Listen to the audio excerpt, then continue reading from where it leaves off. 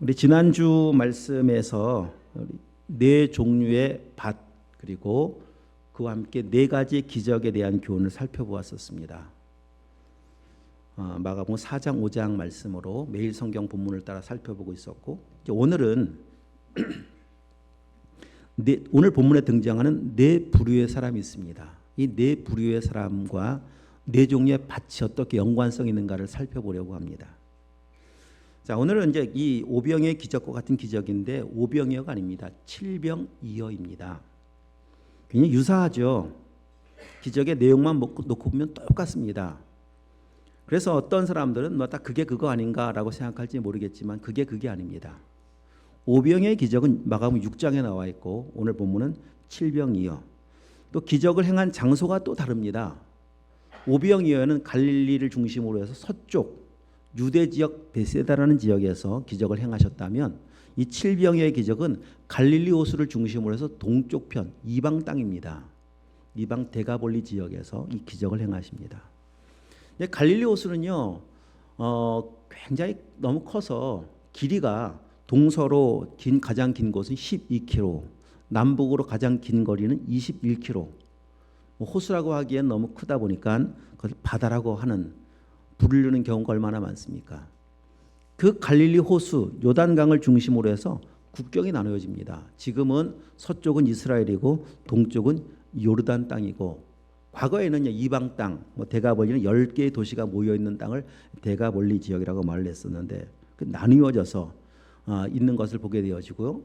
오병이어를 유대 땅에서 행하신 그 의미와 이 칠병이어를 이방 땅에서 행하신 그 의미는 예수 그리스도는 유대인도 이방인도 다 살리시기 위해서, 유대인에게도 예수가 필요하고 이방인에도 예수가 필요하고 유대인 이방인 할 것 없이 모두가 다 예수님이 생명의 떡인 것을 알려주시기 위한 사건이 바로 이 두 가지 기적 사건입니다.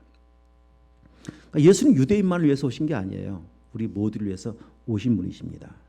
우리 모두에게 생명의 양식이 되어주시려고 오신 분이신 것을 알려주고 있는데, 자, 오늘 이제 이 기적에 보면은 이 기적 현장에 보면 네 부류의 사람이 등장을 합니다. 가장 먼저 등장하는 사람이 8장 1절 말씀에 보면 무리가 있죠. 큰 무리가 있습니다. 큰 무리가 모여 있는데 1절을 보시면 먹을 것이 없는지라. 여기에 있는 큰 무리는 대다수가 이방인들이죠. 마가 6장 말씀에는 유대인들이라면, 그러니까 유대인들이 모여 있는 큰 무리나 이방인들이 모여 있는 큰 무리는 세상인데, 이 모든 모여 있는 무리들이 모여 있는 곳에 문제가 무엇인가를 지금 알려주고 있습니다. 먹을 게 없다는 거예요. 먹을 게 없더라. 이것은 보다 더 깊은 의미가 있는데, 먹을 게 없다라고 하는 의미는 무슨 의미를 또 담고 있는가 하면요, 목자가 없다는 겁니다. 이들에게 양식을 공급해 줄 목자가 없는 그런 존재인 것을 지금 알려주고 있어요. 그래서 마가복음 6장 말씀에 가서 보시면, 자, 접어두시고 6장을 한번 잠시 갔다 오시면 6장 34절 한번 읽어보겠습니다. 예수께서 나오사 큰 무리를 보시고 그 목자 없는 양 같음을 인하여 불쌍히 여기사 이에 여러 가지로 가르치시더라. 목자 없는 양, 오늘 본문에서는 그냥 불쌍히 여기셨다라고 나와 있는데 이게 생략되어 있습니다. 목자 없는 양 같음을 인하여가 생략되어 있습니다. 그래서 이들은 지금 불쌍한 존재라고 말씀하고 계시죠. 양식이 없다라고 하는 것은 또 단지 육신의 양식만이 아니거든요. 예수님이 바라보시는 양식은 영적인 양식까지를 포함하고 있어요. 이런 상태에 놓여 있는 것이 이제 인간의 근본 문제라는 것입니다. 생각해 보십시오. 지금 이들이 처해 있는 환경은 갈릴리 주변이라니까요. 갈릴리 주변에는 풍족한 곳입니다. 유대 땅으로 놓고 보면 갈릴리 저 아래 남쪽 쪽으로 내려가면 광야 지역이지만은 갈릴리는 호수잖아요. 호수 주변의 땅들이 얼마나 비옥한지 모릅니다. 그리고 호수 안에는 얼마나 먹을 많은 물고기가 있는지 모릅니다. 그런데 왜 먹을 게 없습니까? 이게 세상이라니까요. 이 세상은 그렇습니다. 먹을 게 없습니다. 화려합니다.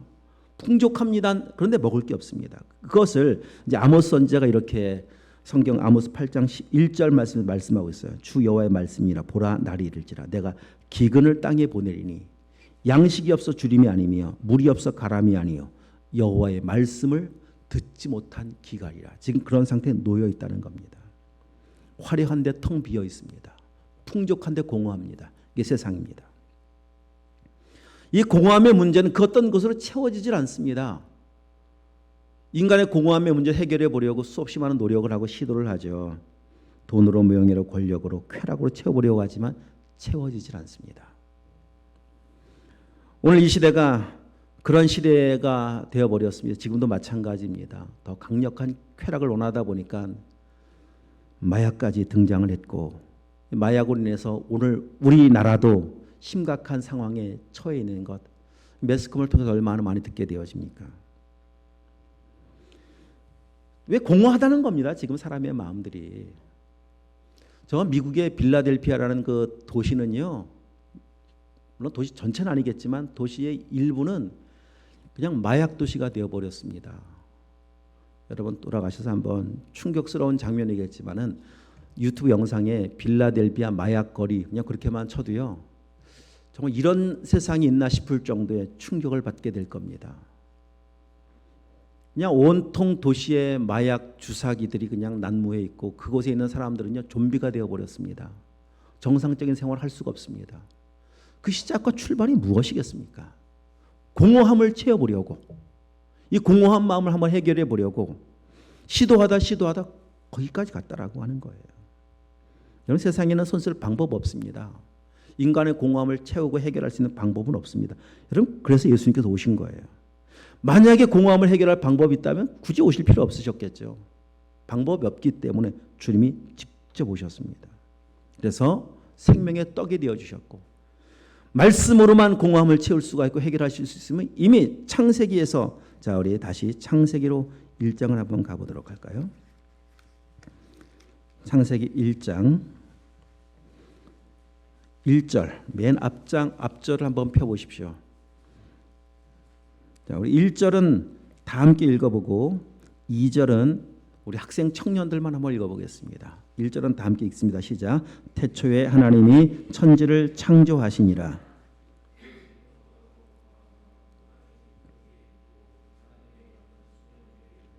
아멘. 이 창조되기 전 상황입니다. 어떻게 표현하고 있는가? 땅이 혼돈하고, 여기 나와 있죠. 공허하더라. 흑암은 깊음 위에 있었더라. 이런 상태에 있었을 때 3절 다시 한번 다 함께 시작. 하나님이 이르시되 빛이 있으라 하시니 빛이 있었고, 그런 상태에서 하나님은 말씀하신 거예요. 이르시되, 가라사대, 말씀하시되 빛이 있으라 하심에 빛이 있었고, 말씀이 선포될 때 혼돈, 무질서입니다. 무질서가 질서를 잡아가기 시작하게 했고, 공허함이 충만함으로 채워지기 시작했고, 그리고 어둠은 사라지고 빛이 임하기 시작했습니다. 말씀의 능력입니다. 그렇게 행하실 것을 알려주고 계신 거예요. 하나님의 말씀만 인간의 공허한 마음을 충만함으로 채울 수 있고 해결하실 수 있습니다. 이 말씀이 믿어지길 축복합니다. 나의 공허함을 해결하실 수 있는 유일하신 한 분은 오직 하나님 말씀밖에 없다. 이 믿음이 있어야 합니다. 자, 지금 다시 본문으로 와서 보시면 많은 무리들이 예수님께 나와 있거든요. 나와 있는데, 자, 3일이라는 시간이 지났습니다. 그런데 3일 동안 먹지 못했다, 이렇게 나와 있어요. 3일 동안 얼마나 말씀의 은혜에 푹 빠져 있었는가를 우리 상상해 볼 수가 있습니다. 은혜 가운데 있다 보니까 시간이 가는 줄도 몰랐고, 은혜 가운데 있다 보니까 배고픈 줄도 몰랐고, 뭐 그런 시간을 보낸 거예요. 정말 행복한 시간 보냈습니다. 천국과 같은 시간을 보냈습니다. 제자 훈련원에서도 사역을 하면서 보면은 3일 동안 훈련을 하잖아요. 3일. 3일 훈련을 하고 나면 거의 대부분의 사람들은 그냥 여기가 좋사오니 합니다. 그래서 다음 달 또 오시고 또 오시고 또 오십니다. 훈련을 시작할 때 얼굴과 훈련 끝나고 나갈 때 얼굴이 완전히 달라져 있어요. 개회회 때 이렇게 만나보면 딱 지금 여러분들의 얼굴이시, 지금 이 얼굴로 오시는 거예요. 다 3일 딱 지나고 나면은요, 아, 저 얼굴이었었나? 그 얼굴 어디 갔지 싶을 정도로 달라져 있어요. 핸드폰 딱 반납하고 그냥 말씀 앞에만 있는 그 시간들이 얼마나 큰 은혜가 되었는지, 공허한 마음이 충만함으로 채워지고, 말씀은 살아 있어요. 지난 2월 훈련 때 우리 문영대 집사님, 강정환 집사님 오셔서 아시겠지만은 그 옆에 오셨던 훈련생, 진짜 특이한 케이스의 훈련생이 한 분 오셨어요. 이분은 안 믿는 분이셨습니다. 믿지 않는 믿지 않는 분이셨고 하시는 일이 운전하시는 분이셨거든요. 장거리 운전하시면서 그 긴 여행하면서 운전하면서 이제 유튜브 영상을 주로 보았었는데 설교를 많이 들었다고 그래요. 그런 신기하잖아요. 교회도 안 다니시던 분이 설교를 듣는다. 운전을 하면서. 근데 또 어떤 설교를 들었는가 하면 계시록 설교를 많이 들었대요. 계시록 설교를. 이게 아마 제가 이제 추측해 보기로는 아마 신천지 설교가 아닌가 싶기도 합니다. 왜냐하면 보통 교회에서 계시록 설교 이렇게 많이 하지 않거든요. 하여튼 계시록 설교를 듣다 보니까 계시록은 좀 무시무시한 내용들이 많이 있잖아요. 마지막 때 이루어질 일들, 뭐 7 재앙, 7 나팔, 7 대접이 막 쏟아지기 시작하면은 와, 막 읽으면서도 막 섬찟섬찟한데 아마 그런 말씀을 들으면서 믿음은 전혀 없으셨고 교회는 처음 교회도 안 다녔던 분이니까 야, 이거 큰일 나겠는데, 안 되겠는데, 교회를 가야 되겠는데, 라고 생각하고 이제 집 근처에 있는 교회를 한 2-3번 가봤답니다. 갔더니 사실 교회 이렇게 예배 드릴 때 내 속에 있는 그 궁금증 어떻게 해결을 해줘요. 나는 계시록 말씀 들으면서 지금 불안해 왔는데 누구한테 물어볼 수도 없고 그러니까 한 2-3번 다니다가 일 안 되겠다 싶어서 생각하던 중에 자기 군대 동기인지 선배인지 잘 모르겠지만 군대에 있었던 친했던 분 중에 한 분이 목사님이 되신 분이라는 소식을 이제 접한 거죠. 그분한테 물어보면 되겠다. 그 목사님이시니까 전화를 했더니 제자훈련 가라고 그랬대요. 그 목사님이. 그래서 그냥 오신 거예요. 여러분, 그 장거리 화물 운전하는 사람들의 일당이 얼마나 센지 아시잖아요. 여러분처럼 교회를 다녀도요, 은혜 받으려고 3일 휴가 내고 제자훈련 간다는 게 쉬운 게 아닙니다. 그런데 교회도 안 다녔다고 해도 뭐 틀리지 않잖아요. 그런 분이 자기 하던 일을 3일 동안 내려놓고 제자훈련 받으러 왔다. 이 보통 은혜가 아니죠. 그래 오셨어요. 첫날 이제 개배를 드리면서 이렇게 눈을 아이 컨택하는데 하여튼 조금 좀 수상하더라 그분은. 근데 알고 봤더니 그런 내막을 가지고 있어요. 왜냐하면 성경을 탔는데 성경도 전혀 안 찾고 있고 성경도 가지고 오지 않으셨고 저분 어떻게 오셨을까 싶어서 나중에 사연을 듣고 보니 그래요. 근데 그분도 말씀을 듣고 은혜를 받고 얼마나 변화되어 돌아가신지 모릅니다. 제자훈련에는 와도 그런 은혜가 있는데 예수님과 함께 한 시간들이잖아요. 얼마나 행복했었는지 알 수가 있어요. 그렇죠? 3일이 지나도록 배고픈 줄 모르고 막 시간을 보냈었던 이제 그런 현장들이 오늘 지금 본문의 현장입니다. 자, 그런데 그곳에서 예수님은 무리들에게 정말 알려주고 싶은 정말 중요한 메시지가 있습니다. 그것은 무엇인가 하면 하나님의 은혜예요. 6절을 보시면 본문 8장 6절 말씀을 보시면 자, 예수께서 본문으로 오셨죠. 무리를 명하여 땅에 앉게 하셨다. 이렇게 시작합니다. 무리를 명해 땅 앉게 하셨다라고 하는 것은 이 땅에 앉은 이 자리가 어떤 자리인가 하면 하나님의 식탁입니다. 이곳이 그냥 땅처럼 보여지지만 아닙니다. 하나님의 식탁 공동체로 초대하신 거예요. 초대하지 않으면 그 누구도 하나님의 식탁 공동체에 참여할 수가 없습니다. 우리가 하나님의 이 은혜의 자리에 나와 있는 것이 당연한 것이 아닙니다. 초대 받아온 거예요. 부르셨기 때문에 나온 겁니다. 마치 무비보셋 아시죠? 사울의 집안 요나단의 아들 무비보셋이 그 사울 요나단이 다 죽고 난 뒤에 다윗 왕 되고 나서 사울 가문의 요나단과 약속을 지키려고 찾잖아요. 절름발이가 된 아들 무비보셋을 찾습니다. 그리고 왕과 함께 식탁을 할 수 있는 그런 은혜를 베풀어 줄 때 무비보셋이 어떻게 고백합니까? 아니 죽은 개 같은 내가 뭐라고 이 자리에 앉혀주셨습니까? 그 은혜라고 말하는 거 아니겠습니까? 왜 나에게 이런 은혜를 베풀어 주십니까? 자격이 있어서 거기 와 있는 거 아닙니다. 우리 똑같습니다. 무비보셋이 그 은혜를 잃어버리면 당연한 것들이지. 당연한 거지. 여기 내 자리지. 아닙니다. 여러분 당연한 거 아닙니다. 자, 그다음 더 보십시오. 은혜인 거 알려주시는 거 계속해서 그 다음에 떡 7개를 가지사 축사하시고 그 다음 떼어 제자들에게 나누어 주게 하시니 여기 떡을 떼어서 나누어 주셨다. 떼어 나누어 주셨다. 이것은 예수님께서 행하실 십자가의 죽음을 예표하고 있는 거예요. 바울이 고린도전서에 성찬 예식을 설명할 때 이렇게 말씀하고 있습니다. 떡을 가지사 축사하시고 떼어 이르시되 이것은 너희를 위하는 내 몸이다. 이렇게 말씀하고 계시지 않습니까? 그러니까 지금 이 식탁의 자리, 광야의 그 떡을 나누는 그 자리는 단지 육신의 양식을 나누는 자리가 아니라 장차 예수님께서 십자가에 죽으실 것과 그 죽으심은 우리 모든 사람을 위한 대속의 죽으심인 것을 알려주고, 그 죽음이 우리 모든 사람을 다 하나님의 자녀 되게 하실 것에 대한 이 구원의 은혜가 무엇인가를 알려주고 있습니다. 그건 유대인, 이방인 다 마찬가지입니다. 예수님의 죽으심은 모든 사람을 위해서 죽으신 거예요. 안타깝게도 은혜를 입고 이 떡을 먹은 사람들이, 이 무리들이 그 은혜의 떡을 먹었잖아요 지금. 근데 나중에 어떻게 바뀌는가 알고 계시죠? 예수님 십자가에 달려 돌아가야 되는 그 상황 앞에 어떻게 바뀝니까? 이들이 예수님을 향해서 십자가에 못 박으라고 외칩니다. 그런데 아직 그 말은 이 육신의 떡만 먹은 거예요. 예수님의 생명의 떡은 아직 먹지 못했기 때문에 그렇습니다. 자, 이런 첫 불의를 만나게 되어지고, 자, 8장 1절 다시 올라가서 보시면, 큰 무리가 있었고 그 뒤에 예수께서 제자들을 불러 이르시되, 제자들이 나옵니다. 큰 무리와 제자는 엄연하게 구분을 시켜놓고 있습니다. 그리고 제자들에게, 지금 2절 3절 말씀은 제자들에게 하시는 말씀이에요. 이렇게 말씀하시잖아요. 내가 무리를 불쌍히 여기노라. 그들이 나와 함께 있은지 이미 사흘이 지났으나 먹을 것이 없도다. 만일 내가 그들을 굶겨 집으로 보내면 길에서 기진하리라. 그 중에는 멀리서 온 사람들도 있느니라. 라고 말씀하시는 이유는 제자들에게 먹을 것이 없는 이 사람들에게 먹이는 사명을 감당하라는 겁니다. 6절 한번 보십시오. 6절 그 뒷부분에, 자, 맨 마지막 부분에 보면 이런 말씀이 있습니다. 제자들이 무리에게 나누어 주더라. 제자들이 나누어 주죠. 이 사명 감당하라는 겁니다. 여기서 우리가 중요한 사실 하나 발견케 되어집니다. 그것은 무엇인가 하면, 예수님 제자들을 부르셨습니다. 여기도 부르셨다라는 표현이 나와 있는데, 부르셨습니다. 우리를 부르셨습니다. 교회를 세우셨습니다. 예수님 12제자 부르지 않고 온 사람이 아무도 없어요. 자원한 사람 아니야. 다 불러온 사람들이에요.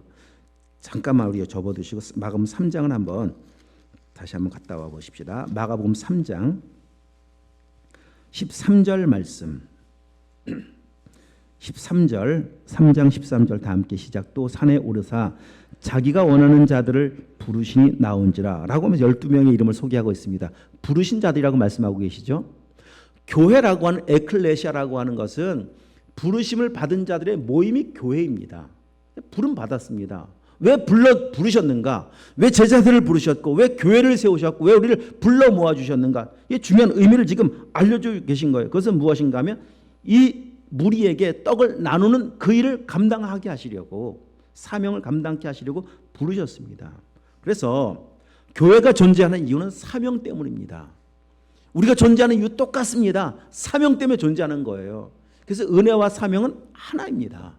부름 받은 건 은혜이고요, 보냄 받은 사명과 은혜는 하나지, 동전의 양면이지, 은혜 따로 사명 따로 아니에요. 여러분 진짜 부름 받은 하나님의 자녀라고 하는 사실을 분명히 믿으신다면, 나도 보냄 받은 사명을 감당해야 할 사람이구나. 그 사명이 무엇인가 하면 떡을 나누는 일이라고 오늘 성경은 말씀하고 있어요. 이 일을 위해서 부름 받았습니다. 그런데 문제는 뭐냐? 제자들은 이런 예수님의 뜻을 전혀 모른다는 거죠. 왜 모르느냐? 주님의 마음을 모르기 때문에 모릅니다. 2절 말씀. 내가 무리를 불쌍히 여기노라. 이 불쌍히 여긴다라고 하는 것을, 좀 배고프겠네, 안 됐네, 이런 동정 정도가 아닙니다. 이 단어의 원 의미는 이 속마음이 창자가 끊어질 것 같은, 애간장이 녹는다, 이런 표현 하잖아요. 얼마나 기가 막힌 아픔 가운데 있을 때 그런 표현하는 거거든요. 그게 예수님의 마음이에요. 이 마음이 하나님의 마음이십니다. 집 떠난 탕자를 기다리는, 아들을 기다리는 아버지의 마음은 애간장이 하루하루 지나는 삶이어서 애간장이 녹는 겁니다. 이게 불쌍히 여기셨다는 마음이거든요.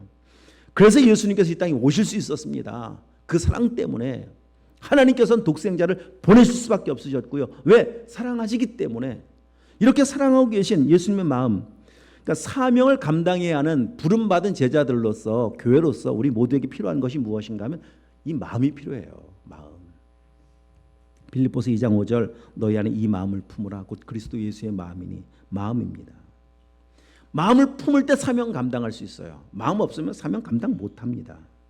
오늘 이 제자들의 문제가 무엇인가 하면 이 마음을 전혀 모르는 겁니다. 지금 자, 3절 말씀에 뭐 이런 표현도 하고 있죠. 만일 내가 그들을 굶겨 집으로 보내면 길에서 기진하리라. 그 중에는 멀리서 온 사람들도 있느니라. 멀리서 온 사람, 이런 표현하고 있습니다. 이 멀리의 문제는 거리의 문제가 아니에요. 물론 그런 말 포함되어 있죠, 당연히. 저 이방 땅 데가볼리 지역의 어느 갈릴리 해변 주변이라면은 아마 그 근처에 사는 사람도 있고, 여러분 뭐 지금도 마찬가지잖아요. 근처에서 오신 분, 교회 근처에 사시는 분도 계시고, 저 우리 한필지사님처럼 저 일산 저기 북한에 가까운 쪽에서 오셨고, 멀리서, 그렇죠? 거리로 문제 멀리 오신 것도 맞지만은 여기서 말씀하고 있는 예수님의 의도는 그런 정도 의미가 아니라 에베소 2장 13절의 말씀의 의도입니다. 에베소 2장 13절 말씀도 한번 찾아서, 자, 여러분 졸리시나요? 성경을 다 찾아보시고 2장 우리 12절 13절 말씀 보겠습니다. 2장 에베소서입니다. 2장 12절 13절 다시 접어두시고 본문은 시작. 그때 너희는 그리스도 밖에 있었고 이스라엘 나라 밖의 사람이라. 약속의 언약들에 대하여는 외인이요 세상에서 소망이 없고 하나님도 없는 자이더니 이제는 전에 멀리 있던 너희가, 여기까지만, 전에 멀리 있던 너희가 12절입니다. 무슨 말씀인지 아시겠죠?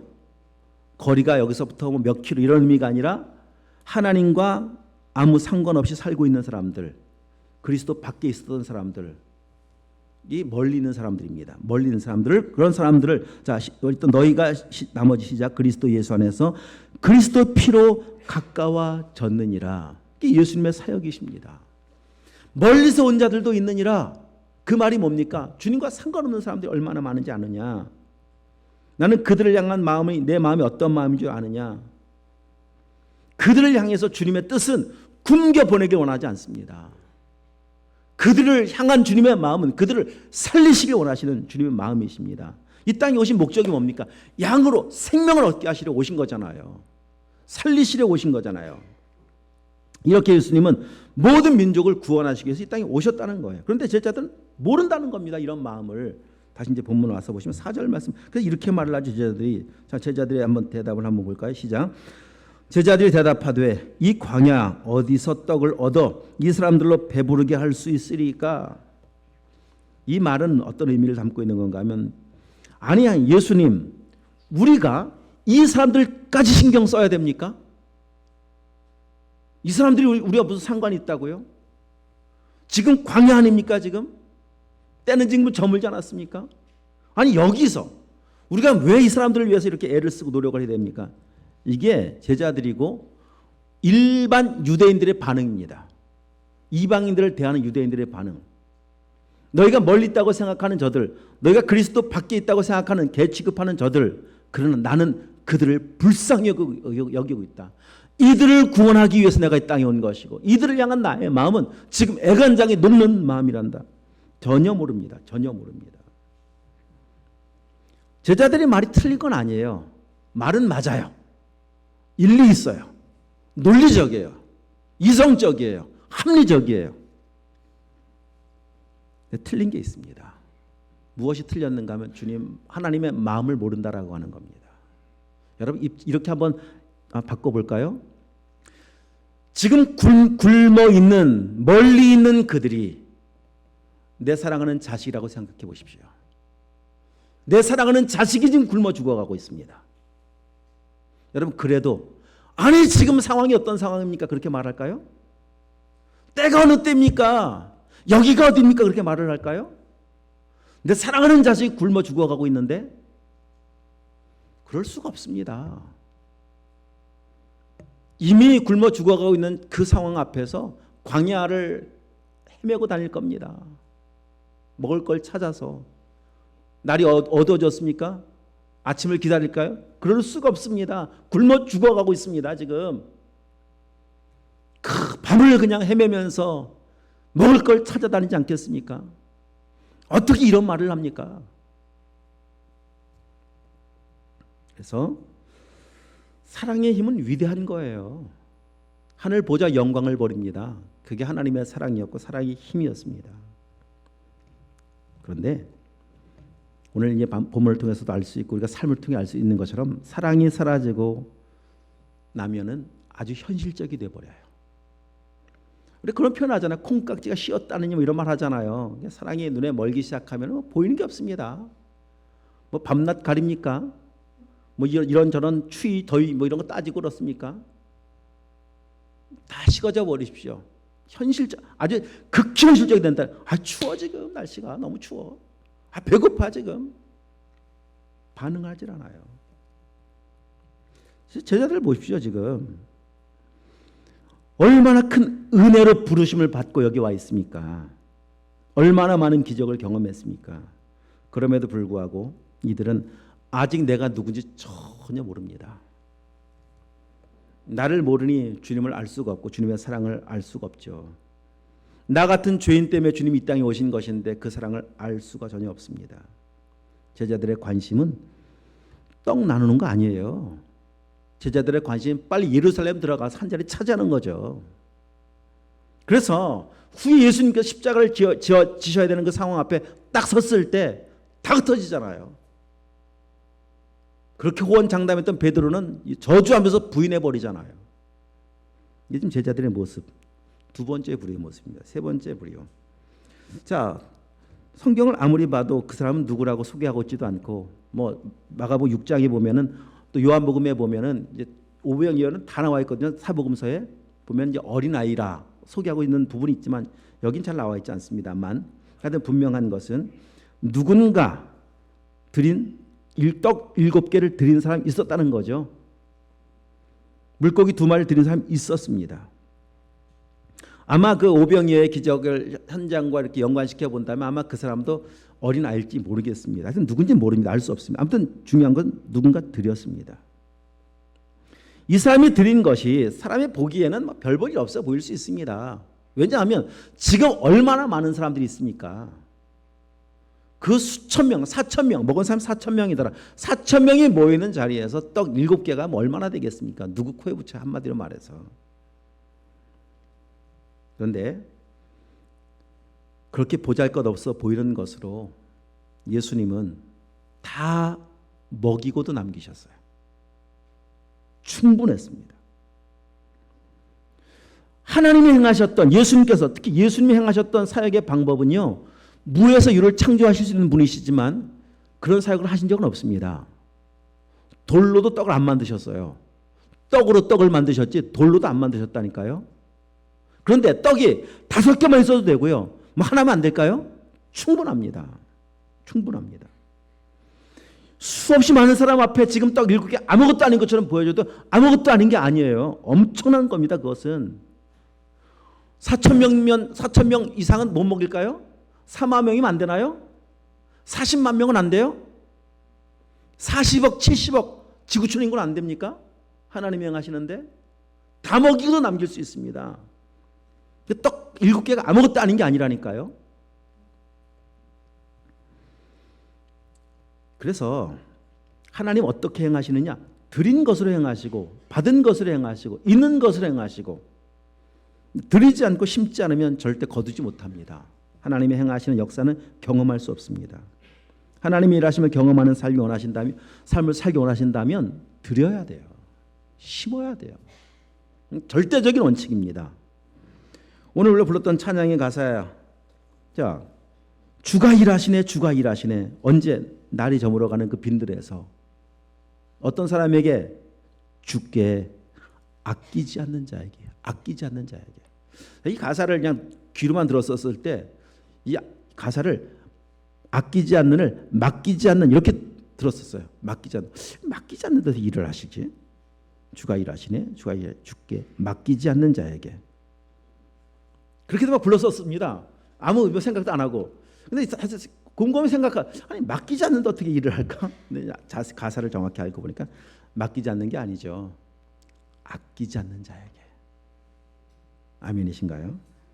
그런 사람에게 일을 하십니다. 그러면 자, 이제 생각해 볼 건 그런 겁니다. 어떻게 이 사람은 누군지는 모르지만 그 소중한 7개의 떡을 드릴 수 있었을까? 3일 동안 안 먹었으면 엄청 배가 고팠을 것이고, 그러면 이 양식은 굉장히 소중한 것 아니겠습니까? 이 소중한 것을 드릴 수 있었을까? 이유는 다른 거 아닙니다. 드릴 수 있었던 비결은 다른 거 아니에요. 나를 향하신 하나님의 사랑을 만난 거예요. 이 땅에 나를 구하시기 위해서 이 땅에 오신 예수 그리스도는 그분은 나의 진정한 생명의 떡이신 분이신 것을 알게 된 것이고 만나게 된 겁니다. 주님은 나를 살리시려고 자기의 생명 전부를 내어주셨는데 내가 이거 못 드리나? 드려야지. 깨닫게 된 거고 알게 된 거예요. 그래서 예수님은 떡 7개를 받으신 것이 아니라 그 사람의 생명을 받으신 거예요. 여러분, 다윗이 블레셋과의 전쟁 중에 누가 저 베들레헴 우물가에 가서 물 좀 떠오면 좋을 텐데 이런 한마디를 듣고 세 용사가 블레셋 군영을 충돌하고 나가서 물을 가져오잖아요. 그때 다윗이 이 물을 받고 나서 이렇게 고백을 합니다. 이 물이 아니라 이것은 저 용사들의 피입니다. 피. 다윗이 마시지 않고 이 물을 성전에 부어드려요. 그런 의미예요. 예수님은 떡으로 안 받으셨어요. 생명으로 받으셨다니까요. 전부로 받으셨다니까요. 사랑으로 받으셨고 그렇게 받으셨어요. 그래서 일을 하시는 겁니다. 하나님은. 결국 누가 드리냐? 사랑하는 사람이 드리는 거예요. 사랑하면 드립니다.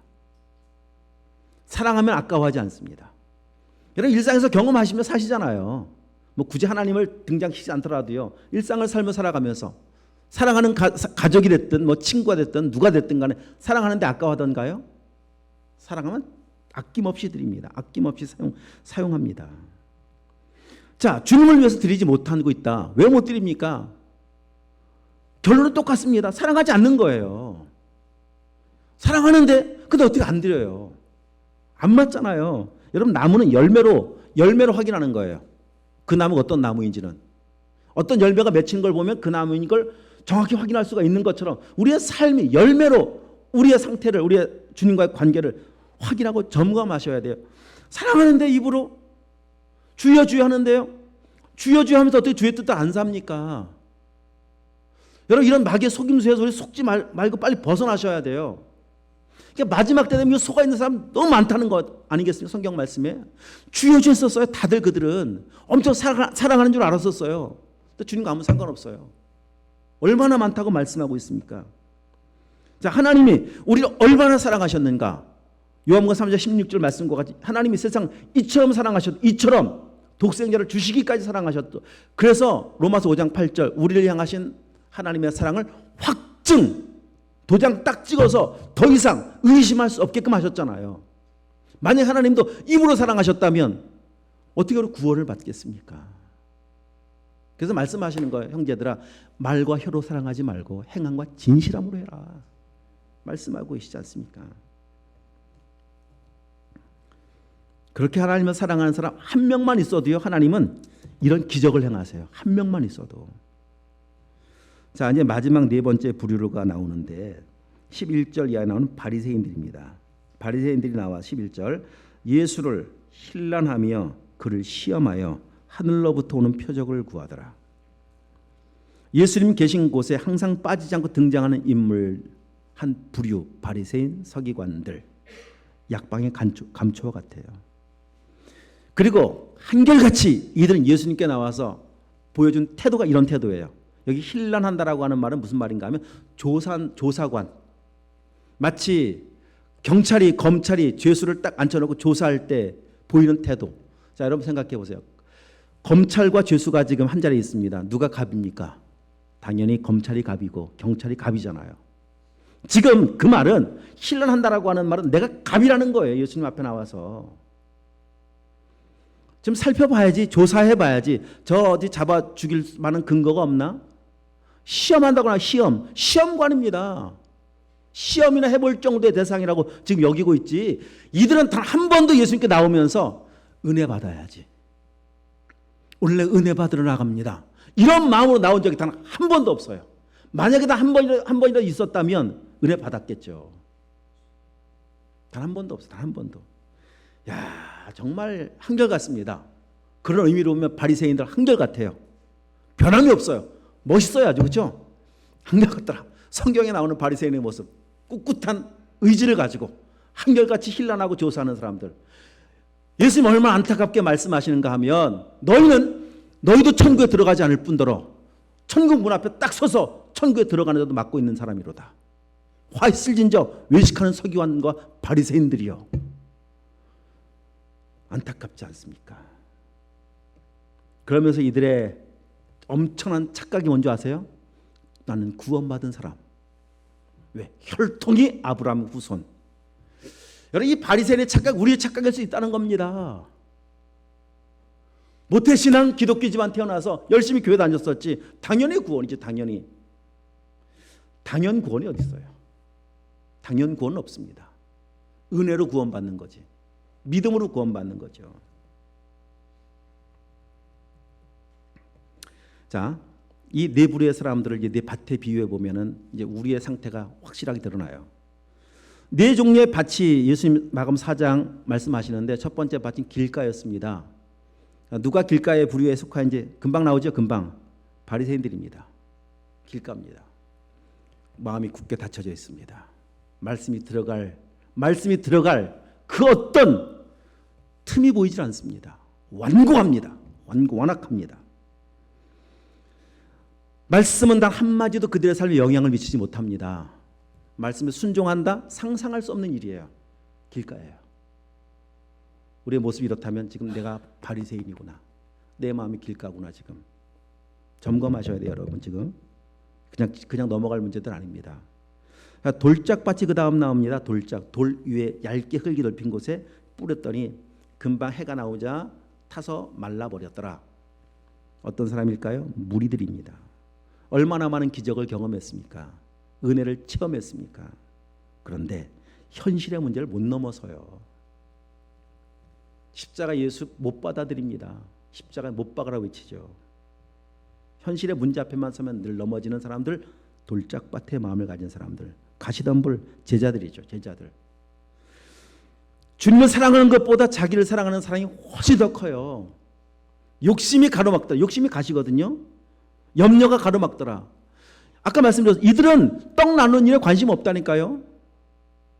예루살렘에 들어가서 나를 좌편 우편에 인간의 욕망으로 똘똘 뭉쳐있는 사람들이 지금 물론 이제 사도행전과 달라지지만 여기 모습 속에 나와 있는 모습은 제자들의 모습은 그렇습니다. 믿음으로 반응해야 될 상황을 만나면 현실을 절대 못 넘어서는 이 부류, 가시덤불입니다. 좋은 밭, 그 떡과 물고기를 드린 어떤 사람이죠. 어떤 사람.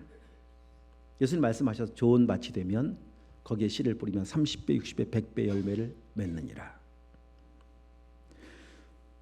열매를 맺는 밭은 한 종류 밭밖에 없어요. 네 종류의 밭을 소개하고 있지만은 열매 맺는 밭은 딱 한 종류 밭이에요. 좋은 밭이에요. 좋은 밭. 좋은 밭을 좋은 마음이라고 표현하고 있는데 그 좋은 마음은 어떤 마음이냐? 다른 거 아닙니다. 주님의 은혜를 알고 주님을 사랑하는 마음으로 살고 있는 사람이에요. 자, 이제 이 사실을 통해서 알 수 있는 게 있어요. 그것은 무엇인가 하면 보십시오. 물고기를 드린 사람은 한 명인지 두 명인지 뭐 나가고 있지 않지만 한 명이라고 소수 많지 않죠. 좋은 마음의 밭을 가지고 있는 사람들은 많지 않습니다. 그래서 주님 말씀하셨던 거예요. 구원으로 인도하는 문은 좁더라. 멸망으로 인도하는 문은 넓은데 진짜 하나님의 은혜를 입고 그 구원의 은혜와 감격 속에 살아가는 믿음의 사람들이 적다는 겁니다. 근데 하나님은 그 적은 소수를 통해 일하시는 거예요. 여러분 지금도 하나님은 이 땅 가운데 세계가 움직여가고 있는 우리의 삶에 호흡하고 숨쉬는 이 모든 것 가운데 우리가 누리고 살고 있는 이 은총들이 얼마나 크고 놀랍습니까? 먹고 마시며 살고 있는 이 모든 일반 은총들도 생각해 보면은 내가 노력한 결과요 라고 생각할지 모르겠지만 아닙니다. 하나님께서 이 땅 가운데도요 믿음의 한 사람을 통해 일하시는 하나님, 한 사람의 헌신을 통해서 일하시는 하나님의 역사 섭리 아니겠습니까? 여러분 베세다에서도 마찬가지, 여기도 마찬가지고요. 베세다는 뭐 남자만 5천 명이라 했었으니까 우리 추정하잖아 한 약 2만 명 정도. 어마어마한 공간에 모여 있는 사람들이 넓게 분포되어 있는 그 광야에서 떡이 막 날라옵니다. 제공되어 옵니다. 여기서 지금 예수님을 중심으로 해서 떡이 왔고 나눠주고 있는데 저 끝자락에 있는 사람들은 이 떡이 어디서 온 건지 몰라요. 그죠? 떡이 어디서 왔대 막 안 그랬겠습니까? 그러면 이게 한 달이 걸치고 두 달이 걸치면요 이상한 떡이 돼 버립니다. 이 근본적인 의미와 전혀 다른 의미로 해석하여 떡을 먹고 있는데 정확한 의도를 몰라요. 그냥 먹는 거예요. 그냥 왠지 모르게. 왜? 한 사람의 헌신이 있었기 때문에. 오늘 이 세상이 그럴 수 있다니까요. 우리가 살고 있는 이 세상이. 우리는 그냥 은혜를 입고 살아가고 있는데 이 은혜가 어떻게 오는 은혜인지 몰라요. 그 은혜가 저에게 비롯된 것으로 인해서 여러분 혜택을 누리고 있는 것인지 아니면 이곳에 계신 어떤 분들을 통해서 그 믿음으로 반응한 혜택 때문에 우리 모두가 다 은혜 혜택을 맛보고 있는 건지 알 수가 없어요. 그 분명한 이 원리를 놓고 본다면 누군가를 통해 누군가의 그 일하심이 하나님의 놀라운 일을 행하시는 기적의 도구가 될 수 있었다는 거 아니겠습니까? 그러면 오늘 우리가 이왕이면 그 믿음의 주인공들 되어야 되지 않겠습니까? 그런 사람으로 이 땅 가운데 쓰임 받기를 축복합니다. 그 비결은 다른 거 아니에요. 은혜 알고 사랑하는 만큼이에요. 그래서 요한복음 21장에 보면은 예수님께서 마지막 제자를 찾아가시고 베드로를 찾아가셔서 그 고기 잡으러 간 제자 다시 또 찾아가서 질문하셨던 게 뭡니까? 너 나 사랑하니? 3번 묻잖아요. 그리고 내 양을 쳐라, 내 양을 먹이라. 베드로에게 찾아가셔서 그의 능력에 실력에 탁월함 묻지 않았어요. 나 사랑하느냐? 오늘 우리가 점검해 봐야 될 문제입니다. 여러분 정말 주님 사랑하십니까? 사랑하십니까? 우리 사랑하는 성도들이요, 나를 사랑하셔서 나를 위해 이 땅에 오신 예수님이십니다. 그 십자가 위에서 내 이름표를 목에 거시고 나를 대신해 죽은 십자가입니다. 우린 그 은혜를 입고 하나님의 자녀라고 하는 영광스러운 신분을 얻게 됐어요. 감히 하나님 아버지를 나의 아버지로 부를 수 있는 자격을 얻게 되었어요. 그 사랑 때문에, 그 은혜 때문입니다. 그렇다면 이제 우리도 그 은혜 받은 자로 우리의 마음의 상태가 좋은 마음의 밭이 되지 않겠습니까? 하나님을 사랑하는 마음의 밭이 되고 하나님을 신뢰하는 마음의 밭이 되고, 그래서 주님 원하신다면 이 생명 못 드립니까? 아낌없이 우리의 삶을 드리며 오늘 말씀의 제목이 욕망에 이끌린 사람이 아니라 진짜 참된 신앙에 이끌린 사람으로 하나님의 영광을 위해 살면서 그리고 풍성한 열매를 맺고 사시는 은혜가 있는 우리 모두가 되길 축복합니다. 기도하도록 하겠습니다.